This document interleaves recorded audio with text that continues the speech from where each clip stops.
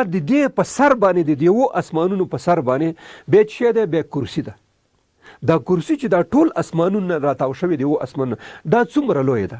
په دې باره کې د امام احمد حنبل او علامه ابن کثیر روایت دا ده ویلې تاسو دا رنګ چې موږ تاسو دا انګشتري چې ورته وي دا ګوته که تاسو یو لویه دښته چې سر او برې نه معلومیږي په دې دښته کې دا انګشتري چا نه ولویږي نو تاسو فکر وکړئ چې دا انګشتري او دا ګوته به د لویې دښتې په مقابل کې څومره وړه وي چې لویه دښته بیابان یې په دې کې د سړي نه ګوته ولویږي دا ګوته څومره وړه ده نسبت دې دښتې ته نو سړی اندازه کولی شي چې دا قابل مقایسه هم نه ده چې اوس سړی دا ټولې دښته د یو انګشتري وایي چې دا دومره ده.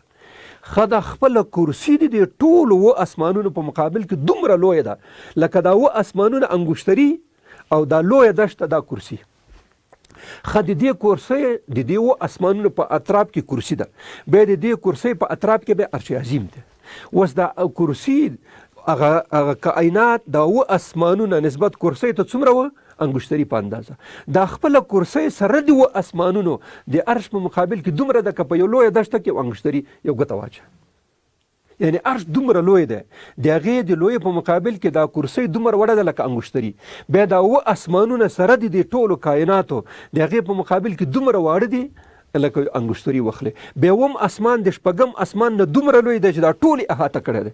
تاسو کیدای شي بازار کې یو شی لیدلی یو غاټ بیا وړوکی پکې اچولی بیا وړوکی پکې اچولی بیا وړوکی پکې اچولی لکه دا اول اسمان چې هم اسمان کې چې لکه دومره غټ لګن هغې کې وړوکی بیا وړوکی بیا وړوکی بالاخره دومره شي.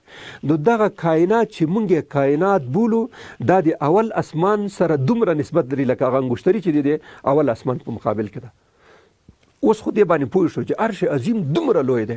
امام احمد حنبل یو بل روایت را نقل کړی دی ویلی چې عرش عظیم چې کوم یو دی د دې طول او لویوالی چاته نه دی معلوم خو دا عرض چې کوم یو دی چې موږ تاسو ورته عرض وایو لکه د کتاب کې دی طول شو دی عرش دا عرض 50,000 کاله دی. دغه عرض د عرش عظیم 50,000 کاله فاصله ده. دا وروسته وایي دا 50,000 کاله څه معنی دا انشاءالله شینسي هغه کې بیا بیانو چې دا څومره دی. اوس تاسو فکر وکړئ چې د الله پاک د عرش لویوالی خو پته نشته غیر د الله نه او دا عرض دومره نسبتا معلوم شوی چې 50,000 کاله فاصله لري. دغه لوی عرش د دومره لوی سره د الله پاک د عظمت لاندې ټینګېدلی نشي برداشت کولی.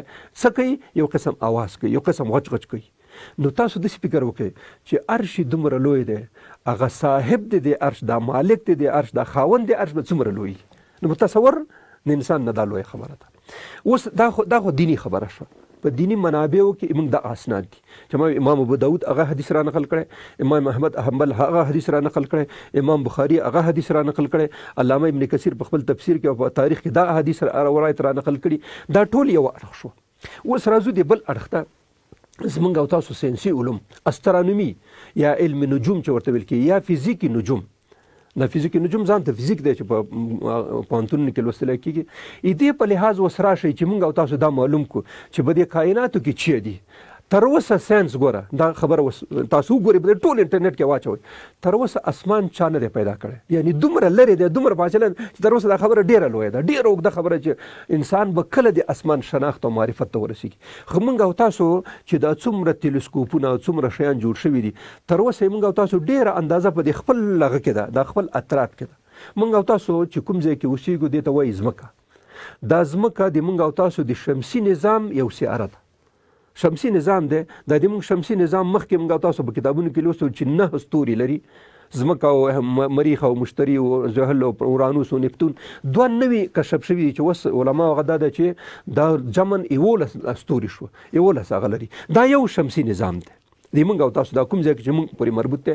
دغه شمسي نظام د موږ او تاسو شمسي نظام د یو کهکشان جز دی چې هغې ته ویل کېږي ملک ګلیکسي یعنی راه شیری هغه کهکشان چې د راه شیری په نامه یادېږي یا ملک وی په نامه سره یادېږي. موږ دا موږ ځمکه د دې شمسي نظام جز دی. دا شمسي نظام بیا جز دی د ملک وی ګلیکسي د راه شیری د کهکشان جز دی. ښه اوس راځو دې ته چې موږ خو د یو کهکشان جز یو چې دې کهکشان ته ویل کېږي ملک وی ګلیکسي یعنی هغه کهکشان چې دی راه شیری په نامه سره یادېږي. اوس دا کهکشانونه په دې دنیا کې څومره دي او هر کهکشان کې څومره شمسي نظامونه دي او دا هر کهکشان د بل کهکشان سره څومره فاصله لري، دا هغه شی دی چې د اول اسمان لاندې دي تر اوسه. دا د اول اسمان برخه ده چې بخاري حدیث وایي چې دا ټول کائنات ستاسو د اول اسمان په منځ کې دي، بیا دویم دریم څلورم تر اومه پورې بلا څه حالي ابد پته لګي. خو اوس موږ د ځمکه چې مربوطه ده د موږ د شمسي نظام، دا شمسي نظام مربوط دی د شرح شریک کهکشان. د علماو نظر دا دی، تاسو انټرنیټ ته دا شی ورکئ، مخکې د علماو نظر دا و چې 180 میلیارده څومره 180 میلیارده کهکشانونه دي، د علماو نظر دا و. مخکې وروسته لږ تحقیقات چې وشو چې نه د کهکشانونو تعداد چې دی 200 میلیارده کهکشانونه دي. څونه 200 میلیارده کهکشانونه دي. اوس نوی هغه هبل تلسکوپ چې کوم یو هغه جوړ کړی، امریکا جوړ کړی او په فضا کې هلته نصب دی او دا ټول معلومات راخلي، هغه دا نوی هغه کړی دی، کشف کړی دی چې نه 180 دي نه 200 دي، 2 تریلیونه 2000 میلیارده کهکشانونه موجود دي. څونه 2000 میلیارده چې څونه کېږي 2 تریلیونه. اوس تریلیون موږ تاسو په دې حساب کې نشته، موږ تاسو چې زور وکړو میلیون ته لاړ شو، میلیونه میلیارد ته لاړ شو. خو تر اوسه په چې هبل کوم شی کشف کړی، هبل تلسکوپ، هغه دا دی چې کهکشانونه د بخاري حساب سره 10 چنده زیات دي. هغه د موږ د کائنات مخکې چې موږ اندازه لګولې و کشف کړې وه، د دې نه 10 چنده دا کائنات نورم لوی دي. نو موږ او تاسو مخکې ویل 180 او 200 چې په لس کې ضرب کې څو کېږي 2000. نو د کهکشانونو مجموعي تعداد اوس چې کشف شوی دی دا 2 تریلیونه یا 2000 میلیارده کهکشانونه دي. خو اوس پوه شو، موږ تاسو باید ځان سره ولیکو چې 2000 کهکشانونه موجود دي. د یو کهکشان د بل کهکشان په منځ کې فاصله څومره ده چې دا 2000 تریلیونه یو دلته یو دلته یو دلته یو دلته دی. د هر کهکشان د بل کهکشان سره فاصله څومره ده؟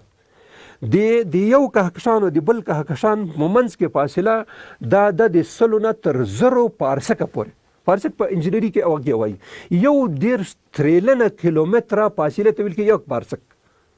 یو پارسک مساوي کېږي څونه سره 1.5 تریلیونه کیلومتره. اوس حساب کوي د موږ او تاسو ځمکه چې دا 2000 کیلومتره ده، د ځمکې قطر څومره دی 2000 کیلومتره دی. د یو کهکشان او د بل کهکشان ترمنځ په میلیونونه پارسکه بلکې میگا پارسکه فاصله ده، او هر یو پارسک څومره فاصله ده 1.5 تریلیونه کیلومتره. اوس حساب کا دا موږ او تاسو 50 کلن معمولی نیولا کې حساب نه په کیلکولیټر کې نه په کمپیوټر کې راځي چې دا فاصله څومره زیاته ده. یعنی په میلیونونو پارسکه فاصله یو کهکشان، دا کهکشان دلته دی، دا دلته دی، دا دلته دی، دلته دی، دغه او د دې کهکشان ترمنځ فاصله په میلیونونو پارسکه، هر پارسک مساوي کېږي 1.5 تریلیونو کیلومتر سره. اوس دا ضرب په دې کې چې دا یو کهکشان د بل کهکشان سره څومره فاصله لري. دا کهکشان چې کوم یو د یو کهکشان وسره اخلو په دې خو پوه شو ټول کهکشانونه څومره دي 2000 میلیارده یا 2 تریلیونه. بیا د هر یو کهکشان ترمنځ فاصله چې د په میلیونونو پارسکه ده، هر پارسک مساوي کېږي د 1.5 تریلیونه کیلومتره سره. نور حسابوي دلته څوک نشته چې په دې حساب دی پوه دا دومره کېږي. خو اوس راځو د یو کهکشان ته، دا زموږ خپل کهکشان چې موږ او تاسو پکې دا خبره اوسېږو، دا کهکشان څومره شمسي نظامونه لري.